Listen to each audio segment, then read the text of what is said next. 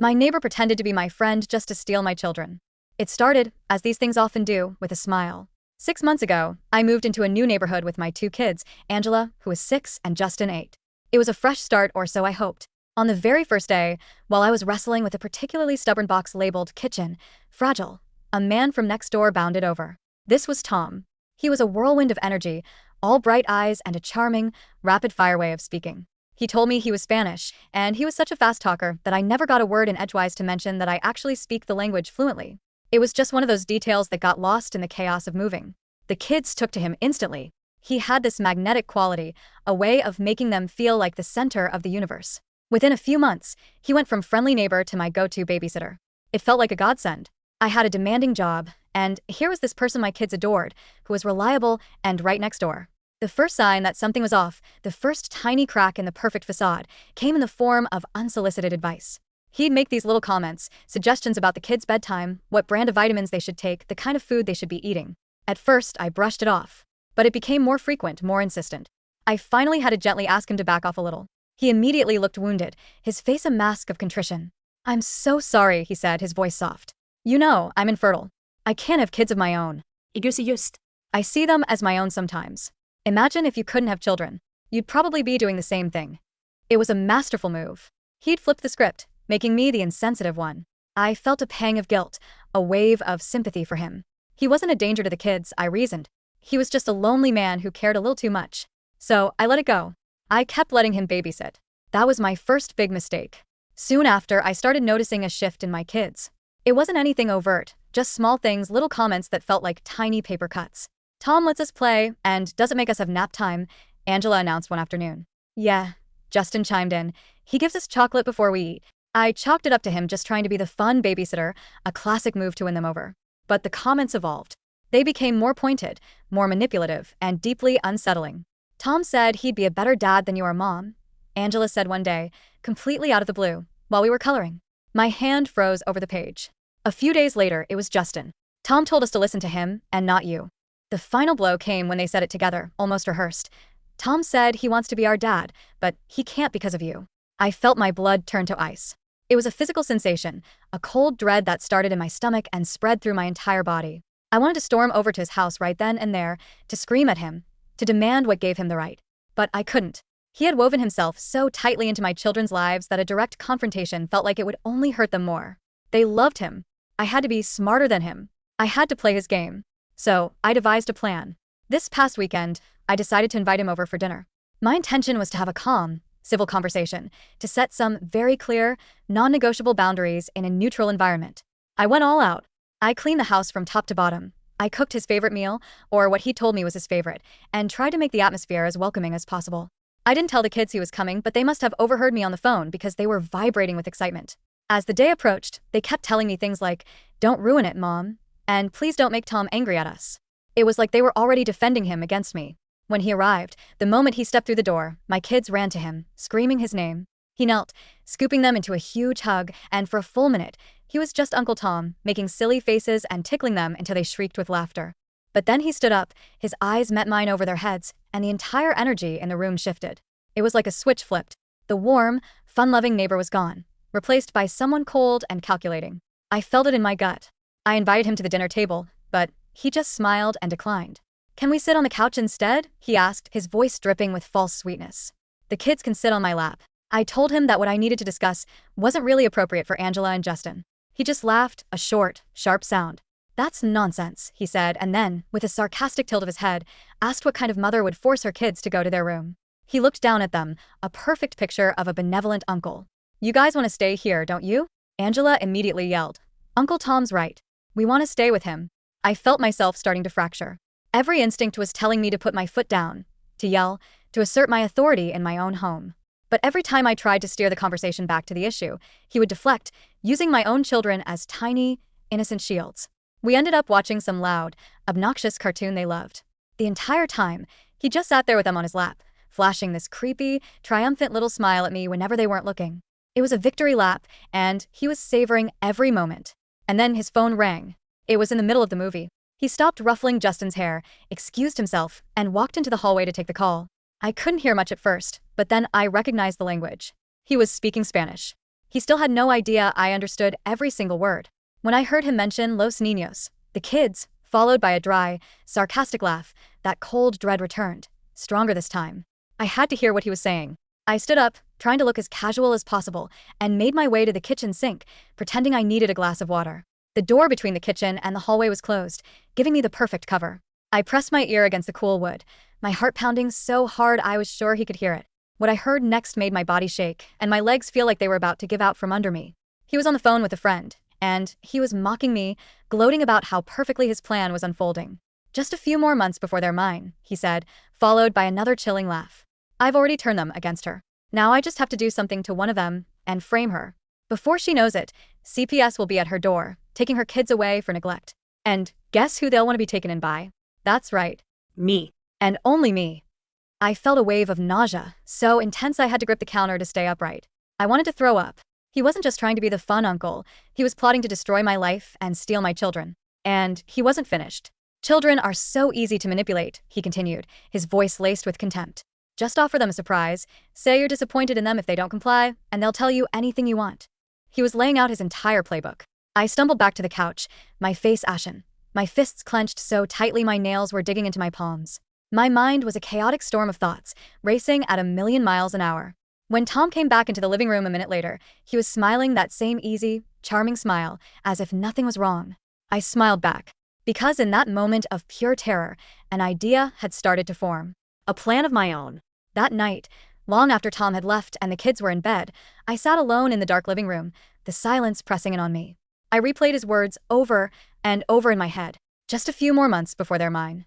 This man, this stranger I had welcomed into my home, had been systematically working his way into our lives with the sole, terrifying intention of taking my children from me. It wasn't just a fantasy, it was a calculated, methodical plan.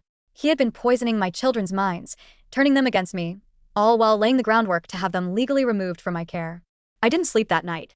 I couldn't even think about eating. By the time the sun came up, the initial shock had burned away, replaced by a cold, hard fury. This was a war, and I had just realized I was on the battlefield. I called in sick to work and dropped the kids at school myself, my eyes scanning the street the whole time, half expecting to see him lurking nearby. The moment I got home, I called my sister, Maya. She's the only person in the world I trust completely. "He's been doing what?" She practically screamed through the phone after I choked out the whole sordid story. "Planning to frame you for neglect and get CPS to take your kids," I repeated, the words still feeling unreal, like something out of a low-budget thriller. "That psychotic mother. She caught herself." Okay. "Okay, we need a plan. You need evidence." She was right.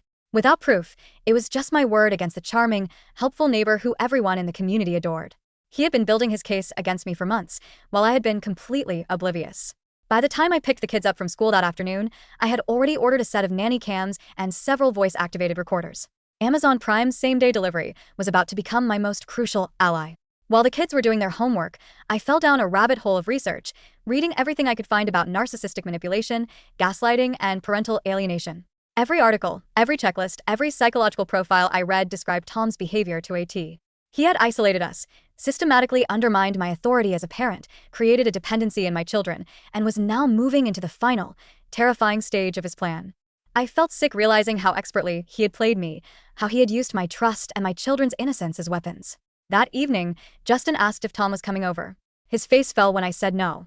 Angela's lower lip started to tremble. "But Fridays are Tom days," she said, her voice small. Apparently, he had established routines and traditions with my children that I knew nothing about. I tried to probe gently, to keep my voice light. "You guys really like spending time with him, huh?" They both nodded enthusiastically. "What kind of things do you talk about when I'm not here?" Justin's face immediately clouded over. He looked uncomfortable. "Just stuff," he mumbled. "What kind of stuff?" I pressed. Angela just shrugged. "Secret stuff. Tom says some things are just between us and him." My internal parenting alarms were screaming, a deafening siren in my head, but I forced my expression to remain neutral. "You know, you can always tell me anything, right? Even if someone says it's a secret." Justin glanced at Angela, a quick, nervous look before saying, "Tom says you wouldn't understand, and that you might get mad." I had to change the subject, but my mind was racing. What secrets? What else had he been telling them? What had been happening in my own home, right under my nose? The nanny cams arrived while the kids were engrossed in a TV show. I worked quickly, my hands shaking slightly as I hid them. One was disguised as a phone charger in the living room, another as a digital clock in the kitchen, and a third I tucked away on a high bookshelf in the playroom. I installed the monitoring app on my phone and felt a small, grim sense of satisfaction. I was taking back control. That night, I texted Tom. "Kids are asking for you. I have a work emergency tomorrow afternoon. Any chance you could watch them for a couple of hours?" His reply was almost instantaneous. "Tied up until the evening. Could do 7 to 9 p.m. though." Perfect. It gave me more than enough time to set up the rest of the recording devices and mentally prepare myself. Tomorrow night, Tom was going to get the surprise of his lifetime. I knew I couldn't confront him directly. He was too slippery, too good at twisting words. I had to trick him. I needed to bait him into revealing his true intentions, his real self, on camera. As I stood in the doorway of my kids' rooms that night, watching them sleep, their faces so innocent and peaceful, a surge of protective rage washed over me. This man had tried to methodically and cruelly steal the two most important things in my world. I gently brushed a stray piece of hair from Justin's forehead and whispered into the quiet room, "Nobody is taking you from me. Not ever." The next morning, I tried to keep everything as normal as possible. I made pancakes, their favorite, and asked about what they wanted to do over the weekend. That's when I casually dropped the bomb. I was thinking maybe next weekend we could drive up to Grandma's for a visit. The reaction was immediate and explosive. Both kids started protesting at once. "We can't go next weekend," Angela wailed, her face crumbling. Justin looked genuinely panicked. "Tom said he has a special surprise for us on Saturday." I froze, spatula in midair. "What kind of surprise?" They both just shook their heads. "Another secret." "Well, we don't have to decide right now," I said, keeping my voice light, but inside, I was reeling. He was already planning something specific for the following weekend. My timeline had to accelerate. Today was the day. While the kids were at school, I did something I never thought I would do. I went through their rooms.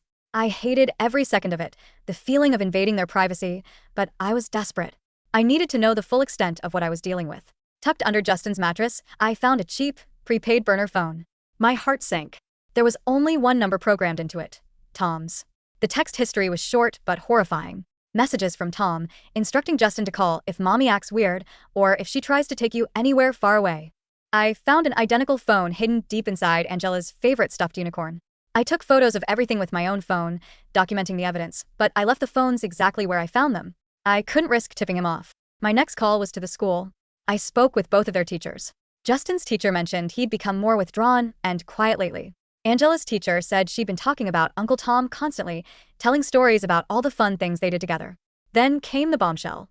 Apparently, Tom had picked them up from school twice in the last month, claiming I had authorized him as their childcare provider. I felt a cold fury wash over me. I immediately had the front office update their pickup authorization list, explicitly removing Tom's name and stating in no uncertain terms that he was never, under any circumstances, allowed to take my children from school property. I made it clear that I was the only person authorized for pickup until further notice. When the kids got home, I tried one more time to ask about their relationship with Tom. Justin immediately got defensive. "Why do you keep asking about Tom? Don't you like him anymore?" Angela's lower lip began to tremble. "If you make Tom go away, I'll hate you forever." My heart ached, but I knew this wasn't them talking. It was him. I changed tactics, suggesting we make cookies. As we were mixing the dough, Angela casually mentioned that Tom had been teaching them special games. When I asked what kind, she immediately clammed up, shooting a look at Justin. "Secret games," Justin said firmly. My stomach twisted into a tight, painful knot, but I just smiled. "That sounds fun. Maybe we could play some games with Aunt Maya soon, too." Later that afternoon, I called my friend, Isla, who works in family social services. I laid out the whole situation, not using names, just describing what I'd overheard and the drastic changes in my kids' behavior. Her advice was sobering. "Without solid evidence, it's your word against his," she warned. "And if the kids are already alienated from you, their statements in an interview might actually support his claims of you being unstable." "So, what do I do?" I asked, my voice cracking. "You need him to reveal his true intentions on record," she said. "And you need to document everything.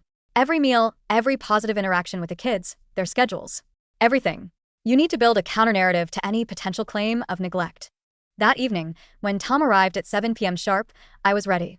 The cameras were rolling, and the voice recorders were hidden and active. I put on a performance of my own. I deliberately appeared distracted, stressed, sighing heavily and mentioning vague problems at work.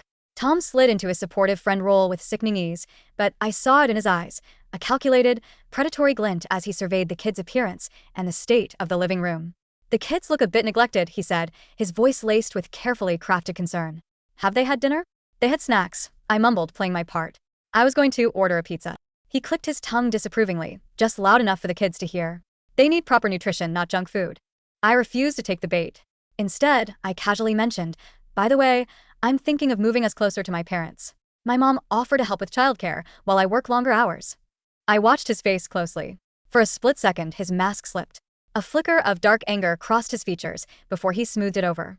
Moving, he said, his voice tight. That would be so disruptive for the children. They're just getting settled here. It would make things easier financially. I pressed, wanting to push him further. Let's discuss this privately, he suggested, his hand on my arm, steering me towards the kitchen. The moment we were out of the kids' earshot, his demeanor changed completely. What the hell are you doing? He hissed, his voice low and menacing.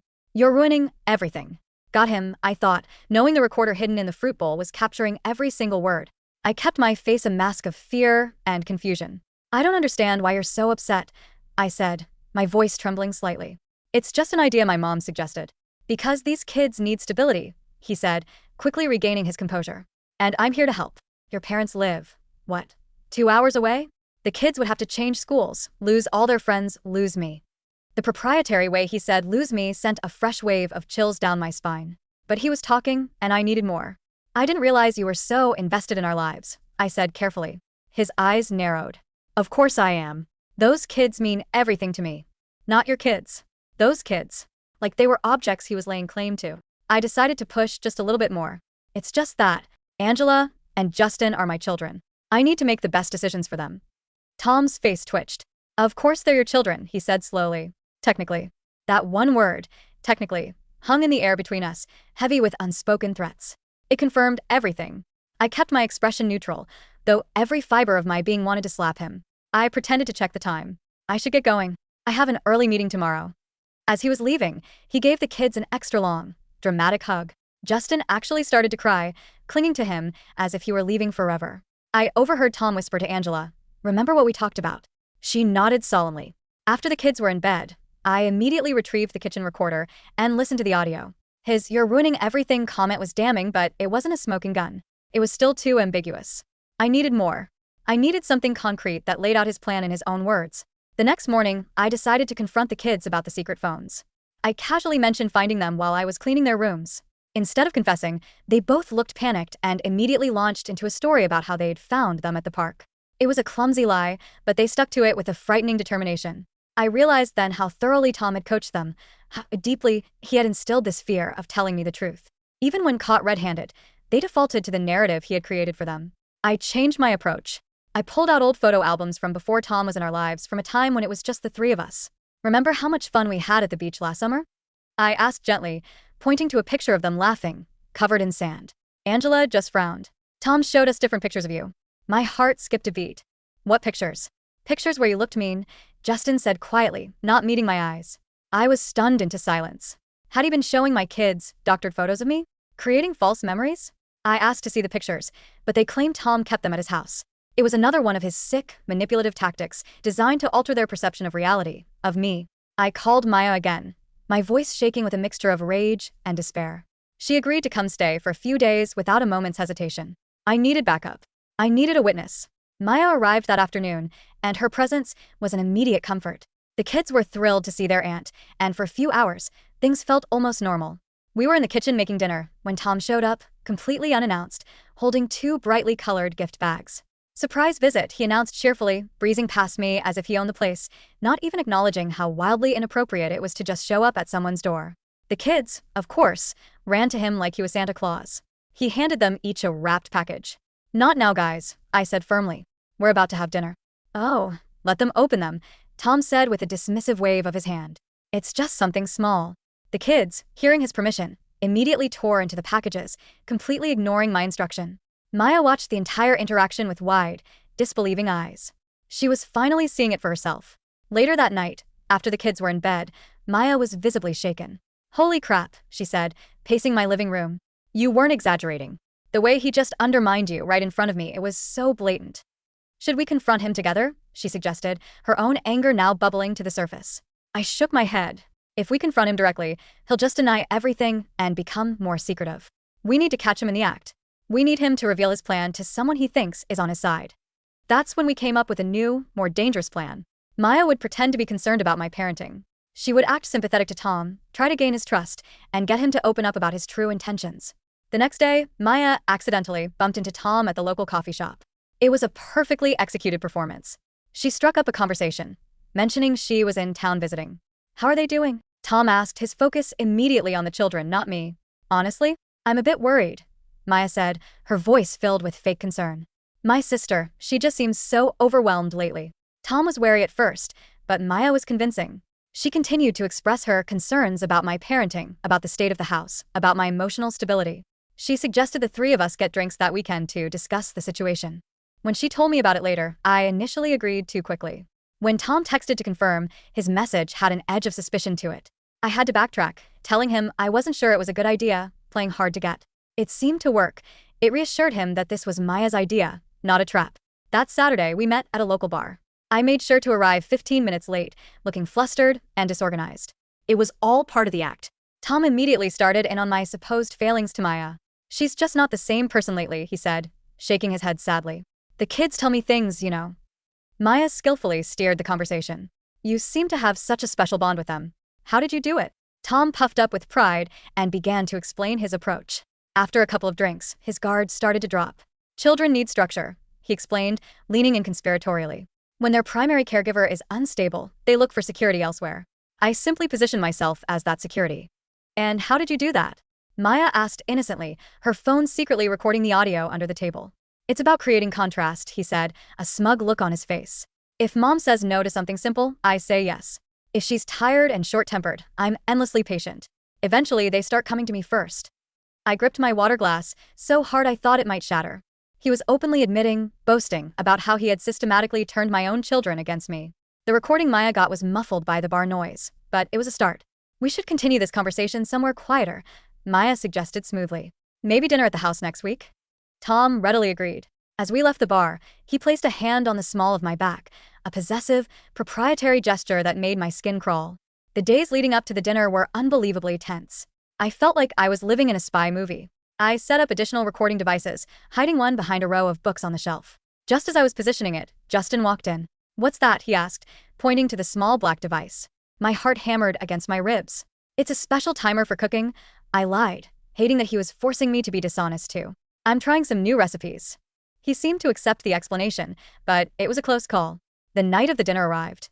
Tom showed up with an expensive bottle of wine and a predatory smile. He immediately suggested we loosen up with a drink. I noticed he was watching me closely as I sipped my wine, so when he wasn't looking, I secretly poured most of it into a nearby potted plant. His insistence made me paranoid. Was he trying to get me drunk, to impair my judgment? Maya masterfully brought the conversation back to my supposed parenting struggles. Tom launched into his concerns, growing more candid as he drank. "The children confide in me," he said. "They tell me things they're afraid to tell their mother." Suddenly, in the middle of his monologue, Angela burst into tears. "I don't want to go away from Tom," she wailed. I froze. "What do you mean, sweetie? No one's going away." Angela looked from Tom to me, her face streaked with tears. "But if you keep being mean to Tom, he can't take us to his special place." My blood ran cold. "What special place?" Tom quickly intervened. "I just mentioned taking them to the Children's Museum sometime, that's all." But Angela's outburst had confirmed it. He had been having private conversations with them about taking them away. As I tried to comfort Angela, Tom used the moment to twist the narrative again. "See?" he said to Maya in a low voice. "See how you're making her feel guilty for expressing her emotions? That's emotional manipulation." It was a perfect example of psychological projection, accusing me of exactly what he was doing, and Maya caught the entire exchange on her phone. After reviewing the footage later that night, we knew we had more, but still nothing explicitly illegal. I decided to call his bluff. The next morning, I texted him. "After last night, I'm considering therapy for the kids. They seem to have a confusing attachment to you that might need professional guidance." His response was immediate. A phone call. He insisted that involving outsiders was unnecessary and potentially harmful. "They're just going through an adjustment period," he argued. "Therapy might make them feel like something's wrong with them." I pretended to reconsider. "Maybe you're right," I said. "By the way, my parents are coming to visit next week. They'll be staying with us for a while." This news clearly panicked him. "How long will they be here?" "When do they arrive?" He pressed, his voice tight. "Not sure yet," I said vaguely. "Could be a week or two." After I hung up, Maya and I analyzed his reaction. He was afraid of my parents, of other adults being in the house, of outside observers who would threaten his control. The next day, I discovered Tom had given Justin a brand new smartphone for emergencies. When I confronted Justin, his response was robotic, clearly rehearsed. Tom says I need it because sometimes you don't answer your phone. It's for my safety. Instead of confiscating it, which I knew would cause a meltdown, I examined the phone that night after he was asleep. The text messages were chilling. Tom, remember our special plan if mommy tries to take you away? Justin, yes, I remember. Tom, good boy. Don't tell anyone about this phone. I took screenshots of everything. We needed to accelerate our plan. Maya approached Tom again, this time pretending to be completely on his side. I'm really worried about my sister's stability, she told him over coffee. The way she's been acting is just erratic. Tom, ever the manipulator, eventually confided in her that he planned to document evidence of neglect over the next few weeks, though he was frustratingly vague about the specifics. That evening, during bath time, I carefully checked both kids for any unusual marks or bruises. My heart was in my throat. Angela noticed my scrutiny. Why are you looking at me like that? She asked. Just checking for mosquito bites, I said casually. The following day, I got the call I had been dreading. It was the school nurse. Justin had arrived with a suspicious bruise on his upper arm. When questioned, he claimed he fell at mom's house. I raced to the school. The bruise was in a place you don't typically get from a fall, the back of his upper arm. It looked like fingerprints. It looked like someone had gripped him hard. I immediately took him to our family doctor, who confirmed my suspicions. This isn't consistent with a fall, she said quietly. The shape and placement suggest it was caused by someone gripping his arm forcefully. I had her document everything, every detail, in his medical record. He was starting. This was the something he was going to do to one of them. This was the beginning of his plan to frame me. That evening, Tom showed up at our door, uninvited, asking to take the kids to the park. I politely but firmly declined. 20 minutes later, he was back. Surprise, he said when I opened the door. The kids ran to him. We're having a family night, I said, blocking the doorway. Ooh, can Tom join? Angela begged. Not tonight, sweetie. Tom crouched down to her level and whispered something in her ear. Her face immediately crumpled, and she burst into tears. You're the worst mom ever, she screamed, running to her room. You see how upset they get. Tom said quietly, that fake concern back in his voice. I'm just trying to give them some normalcy. I finally lost my patience. They're my children and we have plans, I said through gritted teeth. Please respect our family time. He finally left, but not before giving me a look that chilled me to the bone. Later that night, Maya and I developed our final, most drastic plan. We had to make him think he was winning, that his plan was working, and that he had to act fast. We had to make him believe I was leaving for good.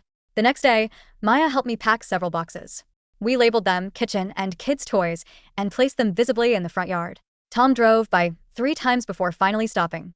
Spring cleaning, he asked, gesturing to the boxes. Actually, I said, taking a deep breath, I found a great job opportunity in Colorado. Better pay, better schools. Tom's mask didn't just slip, it shattered. His face contorted with a rage, so pure it was terrifying. You can't just take them away, he hissed, stepping closer. Those children need stability. They need me. They're my children, I replied calmly. For now, he sneered, his voice dropping to an eerie whisper. But trust me, if you try to leave, I'll make sure everyone knows what kind of mother you really are. Documentation of neglect doesn't just disappear. Just then, my neighbor, Mrs. Patel, walked by with her dog, and Tom instantly switched back to his charming persona. But as he left, he gave me a chilling parting shot. We'll talk later. That night, after putting the kids to bed, I was in the kitchen when I saw a shadow move outside the window. I peeked through the blinds and saw Tom, standing in my backyard, trying to look into the windows. My hands were shaking. I flipped on the back porch light and threw open the door. What are you doing? I demanded. He looked startled but recovered quickly. Just checking on the kids' welfare. You seemed upset earlier. It's 10:30 at night. Get off my property or I'm calling the police. He held up his hands in mock surrender and backed away. That was the last straw. The next morning, I drove the kids to my parents' house 2 hours away. Halfway there, I noticed a blue sedan following us. It was Tom. I called Maya in a panic. He's following us. Stay calm, she advised. Take an unexpected route. Go to a police station if you have to. I swerved into a shopping center, looped around the back, and managed to lose him. After dropping the kids off with my parents and explaining just enough to put them on high alert, Maya and I returned to my house to implement the final phase of our plan. But when we arrived, the front door was slightly ajar. My heart stopped. We crept inside to find the house had been tossed. Drawers were open, papers scattered. Someone had been looking for something. Tom, I whispered, feeling violated and terrified. We immediately called the police. Officer Reynolds arrived and documented the break-in. There were no signs of forced entry. Tom must have had a key made. Without more evidence of his intentions, the officer explained, we can only charge him with trespassing if we can prove it was him. After he left, Maya had an idea. "Let's use this," she said. She called Tom, putting him on speaker. "Tom, someone broke into the house," she said, her voice a convincing picture of panic. "The police were just here. I'm freaking out." Tom's response was chillingly calm. "This is actually perfect," he said smoothly. "What do you mean?" Maya asked. "Think about it," he explained. "Unstable mother leaves her house unsecured, goes on impulsive trips. This all builds the case." "What case?" Maya pressed. "Let's just say," Tom replied, his voice dripping with condescension, "your sister might not be the most suitable guardian for those children. Sometimes kids need to be removed from unsafe situations." We had him. That was the smoking gun. He had explicitly stated his intention. We set one final trap. Maya called him back. "I've been thinking about what you said. I'm worried about the kids, too. Maybe we should meet to discuss how to make sure they're safe." He agreed to come over that evening. What he didn't know was that we had invited Officer Reynolds back, along with my friend Isla from Child Welfare Services. They waited silently in the spare bedroom. When Tom arrived, he looked confident, relaxed. He saw it was just Maya and me, and visibly settled in. "So," he began, "you wanted to talk about the children's welfare?" "Yes," I said, my voice steady. "I'm concerned about someone who's been manipulating my children, breaking into my home, and plotting to have them taken away from me." His smile faltered. "I don't know what you're talking about, don't you?" I asked, and then I switched to Spanish. "Pronto serán míos." "Soon they will be mine." The color drained from his face. You don't speak Spanish." "Studied abroad in Spain for a year," I replied. "Surprise." I played the recording from my phone of him threatening to build a case against me, followed by the kitchen recording of him hissing that I was ruining everything. As the evidence mounted, his charming facade crumbled completely. "This proves nothing," he snarled, standing up abruptly. "No one will believe you over me. Those kids love me more than they love you. That's because you systematically manipulated them," I shot back. "Giving them secret phones, teaching them to lie to me, showing them doctored photos. You have no proof of any of that," he sneered. At that moment, Officer Reynolds and Isla emerged from the bedroom. "Actually," Officer Reynolds said calmly, "she does have proof. And you just provided a lot more of it." Tom looked like a cornered animal. He tried to leave, but his path was blocked. As he was being arrested for stalking, breaking and entering, and attempted custodial interference, he looked at me with pure, undiluted hatred. "Those kids will never believe you over me," he snarled. "I'm the only one who truly cares about them." I watched them lead him away, feeling a profound sense of relief, but also a deep, soul-crushing devastation.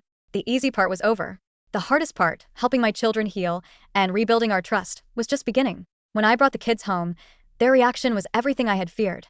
"You're lying," Justin shouted when I gently tried to explain that Tom had done some bad things and wouldn't be around anymore. Angela just dissolved into tears, screaming that I was just jealous because they loved him more than me. Their words were like daggers, but I had to keep reminding myself. They were victims too. Tom had spent months methodically poisoning their minds. This wasn't going to be a quick fix. I found a child psychologist, Dr. Ramirez, who specialized in cases of emotional manipulation. She was honest with me from the start. "Right now," she explained, "they feel like someone they loved has been taken away, and in their minds, you're the one to blame. We start by rebuilding trust with you, not by trying to convince them about Tom. That will come later." The first few sessions were brutal. Justin sat with his arms crossed, refusing to speak. Angela would only communicate through her stuffed animals. Dr. Ramirez was endlessly patient. After their third session, she showed me a drawing Justin had made. It was a picture of Tom showering them with candy and toys, while a scary, angry-looking stick figure, me, stood in the background. "Tom played a game with them," she explained gently. "He would reward them with treats when they reported negative things about you, and he would withdraw his affection if they said positive things." I felt physically ill. He had conditioned them, like lab rats. The road to recovery was agonizingly slow. There were nights Angela would scream that she hated me. Justin became completely withdrawn. Then, just when I thought we were making a tiny bit of progress, a letter arrived, smuggled through a mutual acquaintance. It was from Tom, filled with his usual poison, telling them he missed them, that he was being unfairly kept away, that one day they would understand the truth. I immediately got a restraining order, but he was relentless. He had a cousin volunteer as a classroom aide at their school, another detail he'd conveniently left out, who gave Angela a secret present. His legal case dragged on, his lawyer painting him as a concerned friend. Then we made a horrifying discovery. Researching his past, Maya found 2 other single mothers in different cities where he had attempted the exact same pattern of behavior. One of them, Eliza, agreed to speak with me. She told me he had called himself Daniel, and he had gotten so far as to have her son make false allegations of abuse against her. She had fled the state in the middle of the night to escape him. Her testimony was the final piece we needed to show this was a predatory pattern. But the most shocking revelation was yet to come. In one of our therapy sessions, Angela revealed that Tom had given them yet another secret phone, one I had missed, hidden inside a hollowed-out book. The messages on this phone made my blood run cold.